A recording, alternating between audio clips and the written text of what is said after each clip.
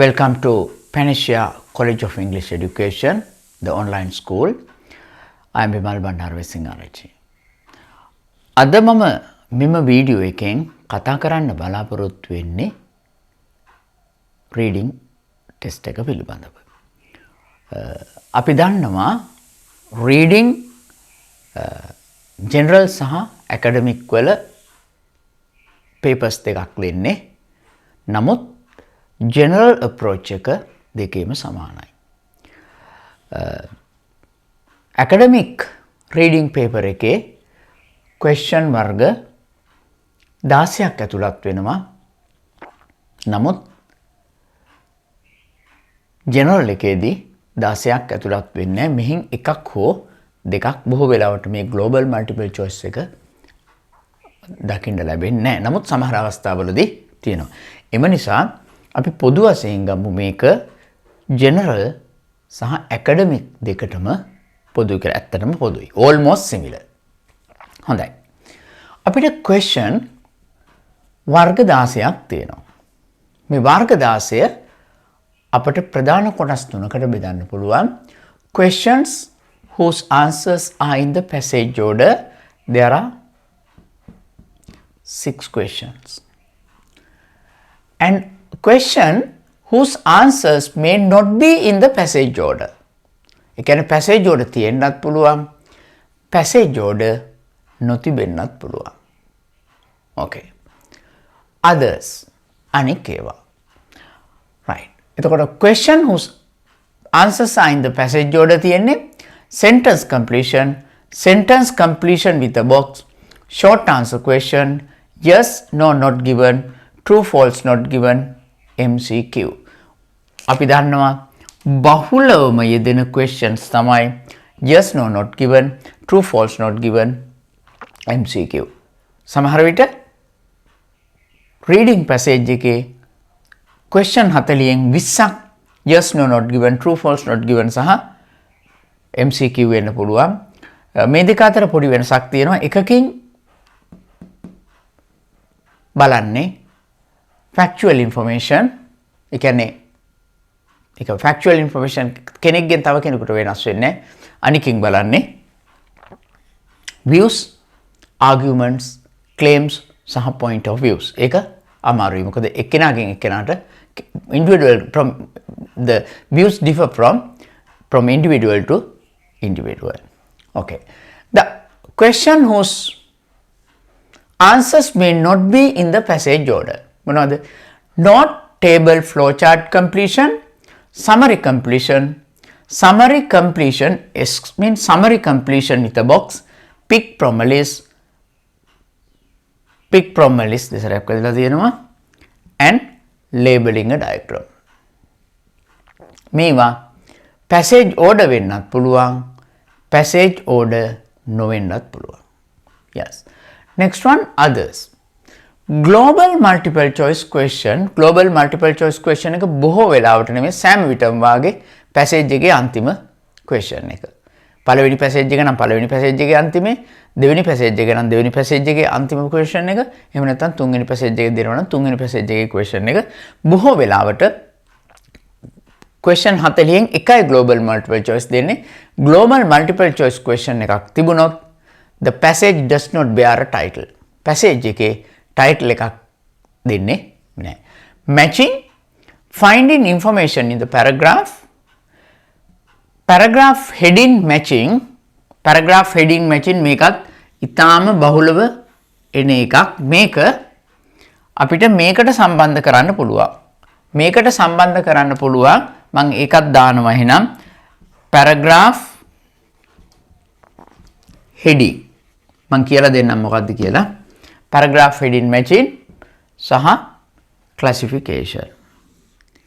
yes, classification මේ ප්‍රශ්නය අමාරුයි ඔබ හරි ටෙක්නික් එකක් යෙදුවේ නැත්තම්. classification සාමාන්‍යයෙන් classification question එකක් આવොත් සාමාන්‍යයෙන් question 8ක් විතර එනවා. classification වලින් දන්නවනේ A is correct, B is correct, both A and B are correct, neither A nor B. ඒ විදිහට එන්නේ.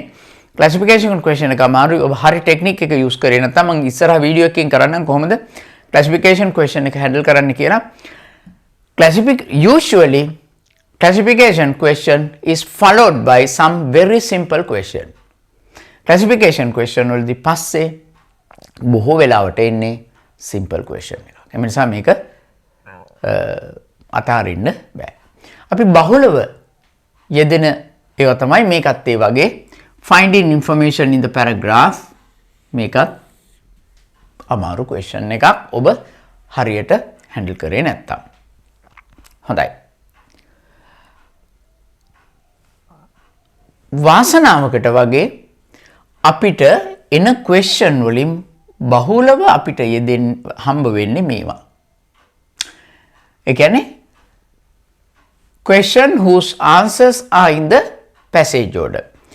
In the passage order කියන්නේ පළවෙනි question එකට answer එක පළවෙනි පරිච්ඡේදයේ අග තිබුණොත් දෙවෙනි එකට answer එක ඊට පහළින් තියෙන්නේ.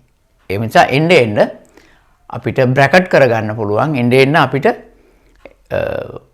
හොයන්න තියෙන සීමාව අඩු වෙනවා මේක ලේසි. නමුත් මේවයි එහෙම වෙන්නත් පුළුවන් නොවෙන්නත් පුළුවන්. මේවයි එහෙම අපිට කියන්න බෑ. එම නිසා මේක අපි handle කරගන්න ඕනේ. yes වෙනම විදිහකට. හොඳයි. මට කියන්න අවශ්‍ය වෙන්නේ මෙන්න මේක. The passage whose questions are in the passage order. yes.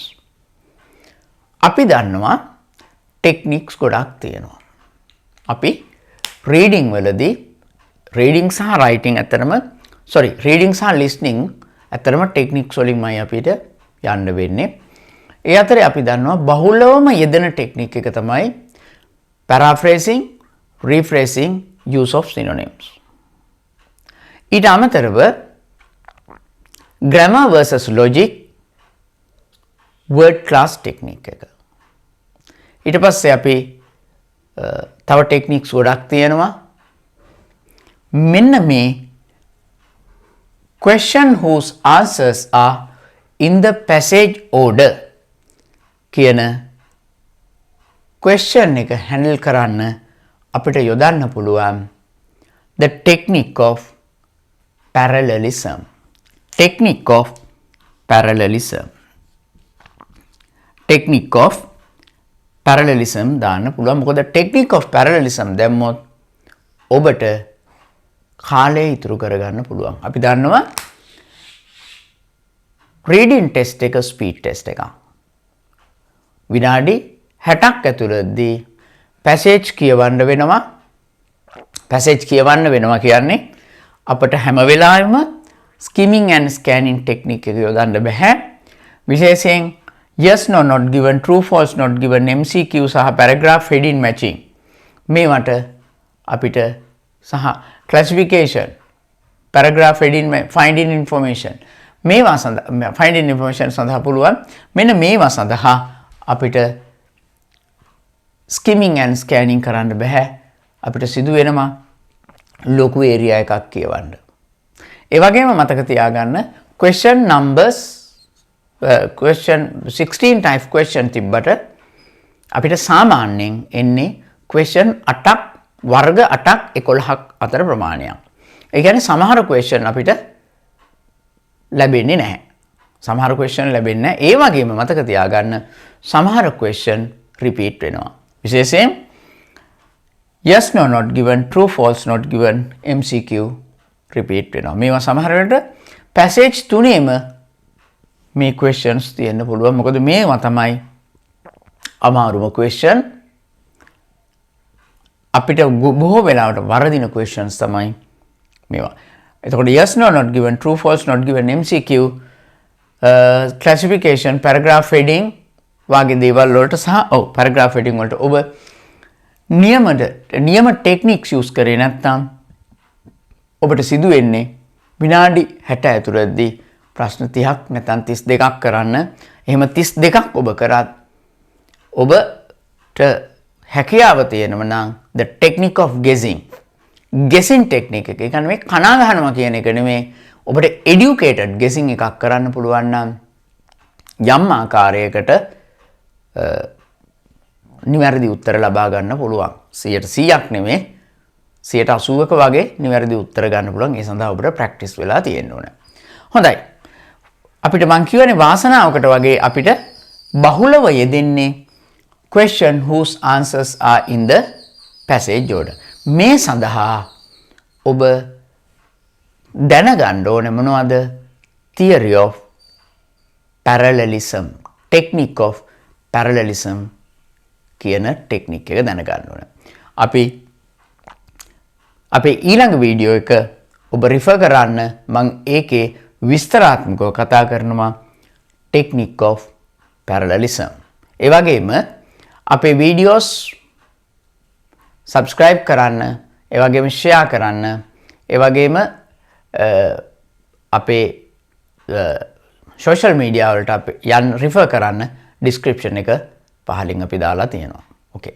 අපි theory of parallelism එක ඊළඟ වීඩියෝ එකෙන් හමු වෙමු.